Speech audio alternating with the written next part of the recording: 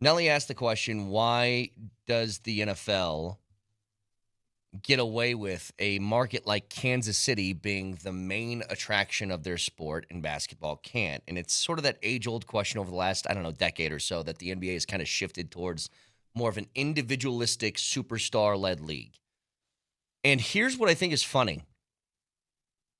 The years in which you can have a Dolly Parton top-heavy team of big threes, Chris Bosh, D. Wade, LeBron, and then it's like Mario Chalmers and Joel Anthony and guys like that, right? Those days seem to be, if not over, numbered. Everybody assumed when Luka went and joined forces with LeBron that the Lakers were going to be a force, and they lost in 5 games. I think the NBA might have to be forced to market team stuff as opposed to individual, if that makes sense. Like, when the Nuggets would play the Sixers over the years, Vic, that was not the Nuggets versus the Sixers. Oh, it was Joker and Embiid. Joker versus Embiid. That's how the game was built. The reason why I think the NBA is individualized while the NFL still remains team is because there's more numbers, and these are bigger teams. It's truly a team sport. Sure. There are 22 players on the field at the same time when they're playing a football game, and they're wearing helmets, and you don't see their faces, and they're not right there. The NBA, stars drive the league. Halliburton has become a star. He drives the league. When you think of Indiana now, you think of Tyrese Halliburton and last-second shots. That's just the way it is. That's the way it's going to be marketed. That's the way it's going to be sold. But I agree with you on this. There's no reason why you can't sell Indiana Pacers basketball and Oklahoma City basketball. What does it matter where they are? What does it matter where they play? But Vic, why does it matter? You just said it earlier. I mean, I want you to, I hate to cut you off here, but you saw the reaction of ESPN last night. They were, they gotta be in Oklahoma City. I mean, when you're fed that by your partners and your broadcasters and all the talking heads around it, again, people are preconditioned to not want. They want the big stuff. They don't want Indiana. Why isn't there that same reaction then when they have to go to Kansas City for a football game or Green Bay, Wisconsin for a football game? It does not matter. In the NFL, it does not matter where you are. Those are the same people in our same business doing the same thing. They have to go to a city they perhaps may not want to attend, may not want to visit, to go cover a game, a sporting event. They go to Kansas City willingly. They trumpet Kansas City. Kansas City isn't exactly Aruba. They go to Green Bay, Wisconsin, and they go to Cincinnati, and they go to Pittsburgh. And that you never hear anybody complain about having to go to those markets to cover those teams. Well, can I give you an example, Vic? Just a quick example. There was, we had it when the Nuggets were on their way to their first championship. We had Stephen A. Smith say out loud, live on the air, that he wants the Lakers. Was it Lakers or Clippers? One of the two, Lakers, right? I want them to win because I want to be in L.A. I don't want to go to Denver, right? He said on the air, on a national show, he does not want to go to Denver. Yep. Now, compare that to this. A big event just happened a little over a month ago. The NFL held their NFL draft, which is a massive television show, in Green Bay, Wisconsin. Mm-hmm. And every single person on the air for ESPN then was like, dude, this place is so cool. The history of it. 250,000 people. The people who live here are so incredibly nice. Like, they just pumped up Green Bay, Wisconsin like it was the best thing ever. Yeah. And I don't get it.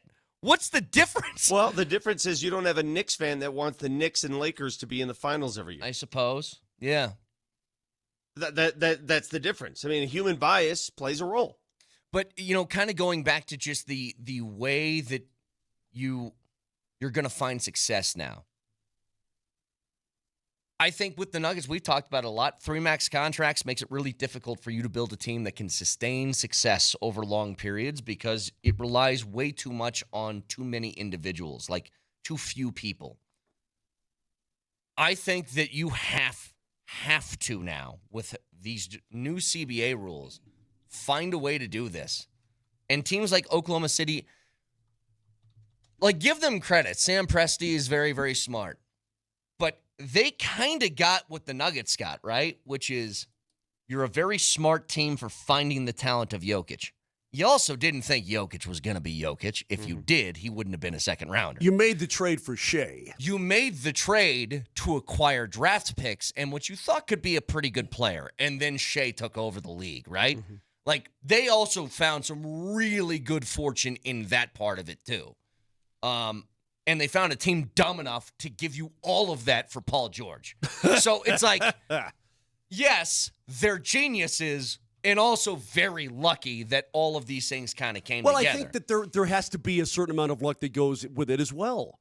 I mean, obviously, the Nuggets were incredibly lucky by drafting the best player on planet Earth, a guy that many teams, all but one team, passed on twice, right? Or virtually passed on twice. Drafted during a Taco Bell commercial for a product that doesn't even exist anymore. The quesarito is no more, bro. Should bring it back. It's really good. The fact that local Taco Bells, by the way, have not brought that back is an insane proposition. Yeah, agreed. Nonetheless, they got incredibly lucky, but that's what it takes sometimes. Unless, if we're going to go down, in fact, I would argue to you, if we're going down the oh my God, they're back on TV. The Twins? The Twins are back on TV. I don't know what we're doing. Twins, Basil. Twins. That's another example. I mean, who demands hearing from the Morris Twins? The Twins. What's that? Who out there is saying, I got to get the Morris Twins I thoughts on this game? I don't know. Who's out there asking for it? I don't know. I want to know. I want to know. Are you listening right now? Are you saying, I got to hear what the Morris Twins had to say about this game? Hang on. Who had the commercial? And Twins. Love. That's like a beer. Was that Bud Light? That was definitely a beer commercial. Yeah. And twins. And how about those twins? Well, from something about Mary when they're at the bar. Mm-hmm. Hey, Tracy. See, but you, Norm. You got all these teams. Let me tell you guys something. No, but Brett, if you're not going to have a super team anymore, I would argue that these markets, Sacramento, Utah, Memphis, Charlotte, you're going to have to get lucky. You're going to have a little bit of luck, and you're going to have to be really smart. Who are the teams that went in on sort of like, let's get the really, really good superstar type of players? I mean, the Knicks kind of did that with a trade for Karl Anthony Towns, right? Mm-hmm. Pair him up with Jalen Brunson. They had success. Milwaukee certainly did. Phoenix. The Clippers did. Golden State traded for Jimmy. I just don't think that's how you do it anymore. All eliminated. Yeah. The Lakers, they did it. Lakers did it. Like eliminated. I just don't think that that's a sustainable model. It used to be. And I think all gone. You need to change your way of thinking that it's not just about acquiring the top-end talent and figuring it out from there. You need to have just this horde of people you can throw out there and trust.